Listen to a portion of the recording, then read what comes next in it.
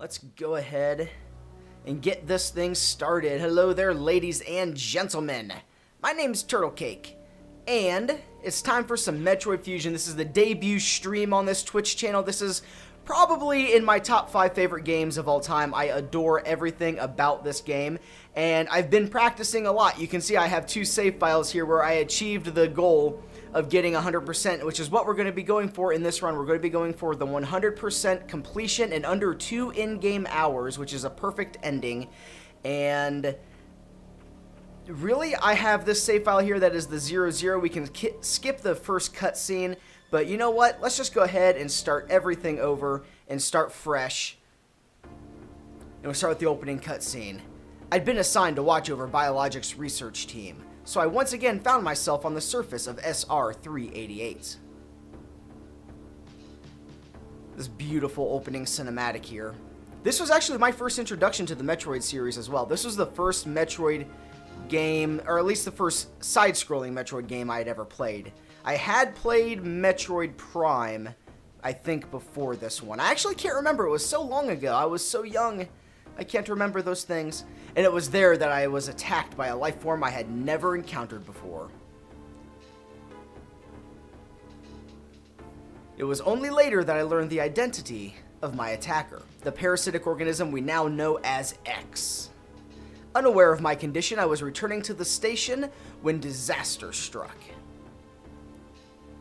Very shaky disasters. Once the X had infested my central nervous system, I lost consciousness and my ship drifted into an asteroid belt. Strangely enough, Samus seems to undergo the X transformation, or at least the X infection, significantly slower than any other character that we come across in the game. I don't know if that has to do with her power suit, or that has to do with her Chozo-infused DNA, or what, or just the fact that she has literal plot armor. It could be any of those. The ship's emergency systems automatically ejected the escape pod before impact. Biologics vessel recovered it and transported me to Galactic Federation headquarters. However, during the journey, the X multiplied within me, corrupting large areas of my power suit. It then came to light that the organic components of my power suit had become so integrated with my system that it could not be removed while I was unconscious. Okay, so suit had to be removed surgically. So the X didn't infect like her as much as it infected her suit as well, so that is probably the reason it got her slower than everything else. So the surgical removal of the suit dramatically altered her physical appearance. However, the X in my central nervous system were too embedded to be removed safely. I was given a minimal chance of survival. Then, someone found a cure. They proposed using a Metroid cell to make an anti-X vaccine. It seems that the Federation had managed to preserve a cell culture from the last infant Metroid from SR-388. The serum was prepared and injected without delay. The X parasites were immediately and completely destroyed. Get the nice little graphic there. Watch them all go away. And that magically changed her suits, which, is that the, I wonder if those are the organic components left over from her old suit, or if those are Federation modifications of her suit, because that's never really explained where she gets the suit. As for me, one life ended, yet I survived, reborn as something different. Although I will say, I do really like how this suit looks. It's kind of a mix of her normal suit and the Zero suit, which maybe that's what it is. Maybe it's the Zero suit that's been modified. I don't know. I owe the Metroid hatchling my life twice over. Okay, so we'll soon be arriving at the B.S.L research station. I must prepare for docking. That is the ship's computer. Oh yeah, the ship's computer has notified me of our approach to the Biologic Space Labs, or B.S.L research station.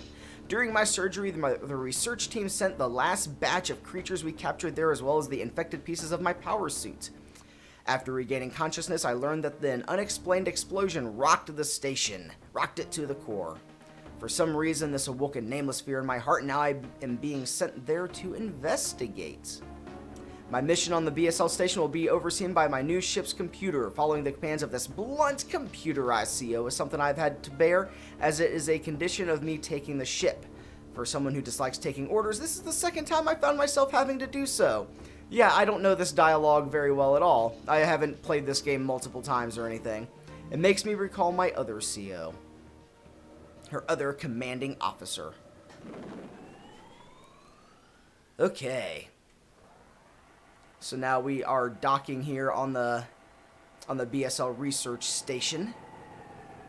And this is normally where people start runs. You get like a 0-0 file right here with 0 completion. This is where like speed runs will start off and everything. They'll have save files like I had ready to go that take place like right after this cutscene. And then you just start from there. But I wanted to watch the cutscene. I haven't watched it in a long time, so. There's been an explosion in the quarantine bay. The bay currently stores capsules containing recent samples from SR-388 as well as parts of your suit infected by the X parasites. The cause of the explosion is yet unclear. Investigate. The quarantine bay is here. Move quickly and quietly. You're still unable to use most of your latent abilities. Don't forget that, Samus. Stop at the navigation room on the way. Uplink from there.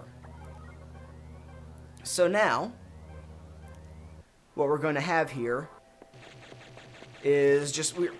This run, you have to complete it in under 2 hours, but I'm going to hit the pause menu real quick. I'm going to show you a couple things. In the bottom left corner of this menu, you have the timer. Now, the timer is in-game. It is not a real-time timer. The timer is only active when you really have control of Samus. So while I'm paused during cutscenes, during Samus's monologues, while I'm talking to the computer, the timer is not running during those moments, so I don't really have to rush through those. I can pause and take breaks if I need to without having to worry about the clock running out. So this run, even though it's supposed to be under 2 in-game hours, really amounts to being like about 3 hours, I think, maybe a little more because of all the cutscenes. And then in the upper left-hand corner, you can see that there's actually counters for the different items that you pick up. There's the energy tanks. It says 0 out of 20. Missile expansion tanks, 0 out of 48. And then power bomb expansion tanks, 0 out of 32. This game gives you a lot of power-ups. It gives you a lot of them. And then as I complete each area and get all of the items in them, I will get little check boxes that say, hey, you've collected all of the missile tanks in this area, all the energy tanks. So... enough about that. Let's go ahead and just start going through the game as quickly as we can. And this game is very execution heavy. It's very important to get your movement proper. I am not a speedrunner. This is not a speedrun. I do not have that well of execution.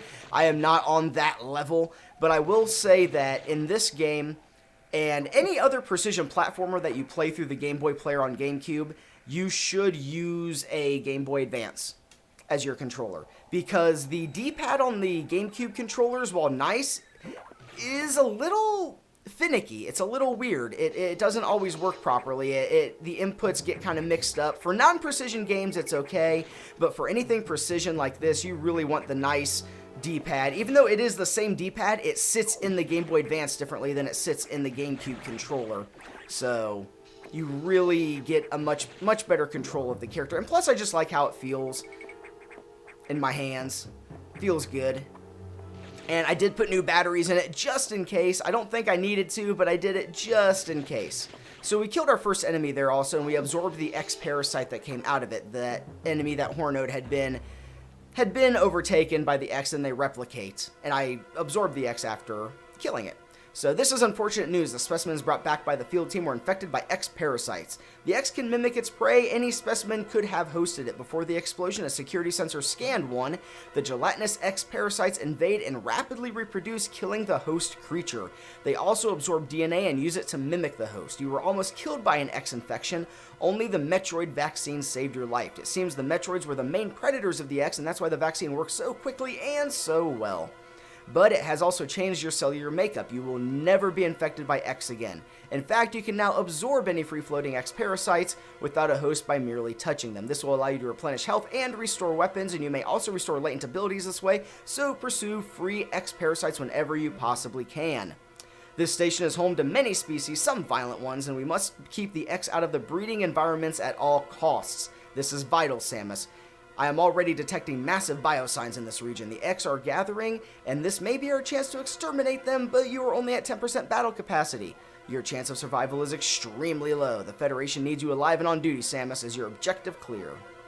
Now get going. I have released the lock on level 0 hatches. Look for the blinking hatches. Yeah, this game is pretty exposition heavy up front. The dialogue does kind of tame down until you get near the end, so we're just gonna kind of go through go through it for now. And this is really just a really simple run. This is just, I'm not really sure how to explain it. It's just, you just got to make sure you jump properly, go through the proper route, and the route that I have laid out is a pretty common one that people use. It is, I don't know if it's the optimal route. It might be the optimal route for when you don't use like sequence breaks. It might be the optimal route for no glitches and everything, but it is the route that I use, and it has been working for me very well, and I very much enjoy it. And I haven't actually perfected it yet either. There are a few areas that I do still struggle with that do give me quite a bit of trouble, that are more precision based on the platforming and use of abilities. And now we're on our way to get missiles, and missiles is the first main upgrade that you get in the game, and strangely it's like, so you can increase your chance of survival against the X, but the first boss we're going to fight, for the most part, doesn't really need missiles until it becomes a core X. So, I don't know, it just seems weird to get the upgrade now for me in that sense. Although now that I really think about it, because you fight the core X parasite, you do need the missiles. So maybe it isn't really all that weird. But as Samus was going up the elevator there, she had an internal monologue that talked about how she had how the computer reminded her of her old commanding officer, Adam, and so she named the computer Adam after him. So Adam is the name of the computer that we're going to be working with. So missile data downloaded, hold R and press B, and I will say, I do like the control scheme of Metroid Fusion a lot more than something like Super Metroid. Now granted, Super Metroid, it gives you a lot more options because you can cycle through your weapons, but I just like holding R and pressing B to fire missiles. So now we learned that electro interference has knocked out the elevators on the main deck, and I just have to find an alternate route to where the X are amassing here, and hoping the missiles work. So we also learned that green X parasites can recharge missiles. So yellow X parasites recharge health, green recharge missiles, red recharge a lot of everything, including power bombs. It's really the only way to recharge power bombs is the red X parasite. So we have a missile door here that we just break through, or a missile hatch, missile lock, I don't know. And then a guardian there. No, I want to fall. I want to fall. Oh. Every now and then I do get input mistakes, because like I said, I'm not a speedrunner. I am not in perfect control all the time. I do have a few issues when trying to control Samus, but we get our first missile tank here. And then there's another one hidden in these stairs right here. And then we're going to get 2 energy tanks before we take on this boss. But first, we have to fight our way to the door guardian and not die. And the door guardian here takes 3 missiles when he opens his eye. But a lot of the times he'll open up and fire a beam at you, and then he'll fire, or he'll open up a regular eye like that, and then he gives you a red parasite when you defeat him. Every time he gives you a red one. So that, in the early game, will fully recharge you. And we're going to get 2 energy tanks. Normally you only get 1 before this boss, but there is a second one that is hidden that most players will miss on their first playthrough. Use 2 missiles so I can save as many as possible. Right here. And I actually will argue that 100% is actually significantly easier than anything else, because this game makes you so overpowered. It makes you so overpowered that it is really easy to take on everything. Oh, wasted a couple of missiles there. And a couple more missiles. Good. I'm glad. I'm glad I wasted all those. So hopefully when this boss transforms into an X parasite, or a core X, I'll get some missile X. Come here. No, stop. Give me missiles. I want all the missiles. Okay, 1, 2, 3, 4, 5. Oh, I miscounted. Normally after you hit, if you count to 5 and you fire on the 5th missile, or on the 5th count, you'll hit it. And I need to fire regular beams and get green X for the core X right there. I ran out of missiles, but now that I've absorbed the core X, I'm fully recharged, and I have recovered the Morph Ball ability.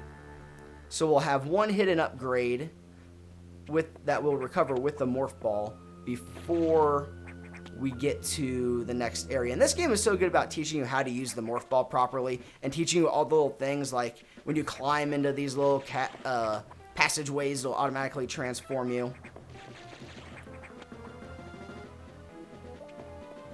And there will be a lot of times you're just going to see me completely bypass enemies. I will run past them. I will ignore them sometimes. It is easier just to kill them on your way, but I'm not always dexterous enough to be able to pull that off. So a lot of times I just kind of run into them and damage boost through them, which is still slower than just outright killing them.